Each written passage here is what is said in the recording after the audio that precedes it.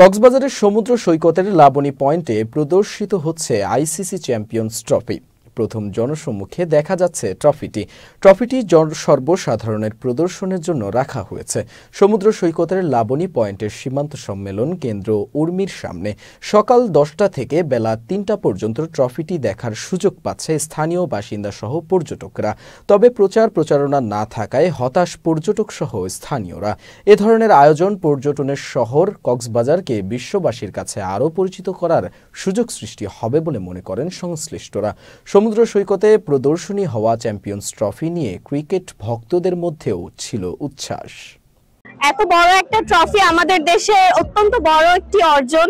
এতদিন টিভিতে বা নিউজ মিডিয়াতে দেখে এসেছি এই ট্রফিটা, খুবই ভালো লেগেছে, কিন্তু আজকে সামনাসামনি দেখে আমি আসলে অত্যন্ত খুশি এবং গর্ববোধ করছি। ঠিক আছে, আর এই ট্রফি যে আমি সামনাসামনি দেখতে পাবো এটা আসলে কল্পনা করতে পারি নাই।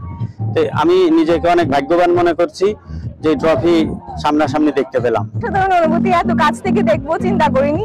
কক্সবাজারে তো তেমন আসে না, তেমন ইন্টারন্যাশনাল কোনো ট্রফি প্রথমবার আসলো হয়তো, তো অনেক দারুণ একটা অনুভূতি। কাছ থেকে দেখছি, ভালো লাগছে। পৃথিবীর সর্ববৃহৎ সমুদ্র সৈকতে আইসিসি চ্যাম্পিয়ন ট্রফির মতো একটা ট্রফি যে আজকে আমাদের কক্সবাজার পাশে প্রদর্শিত হওয়ার জন্য আছে। যে বিশ্বের দীর্ঘতম সমুদ্র সৈকত কক্সবাজারে বিভিন্ন দেশ থেকে পর্যটকরা আসেন, তারাও দেখতে পেয়েছেন এই ট্রফি। এখানে প্রদর্শন হলো, স্থানীয় দর্শনার্থীরাও স্বপ্ন পূরণ হয়েছে তাদের।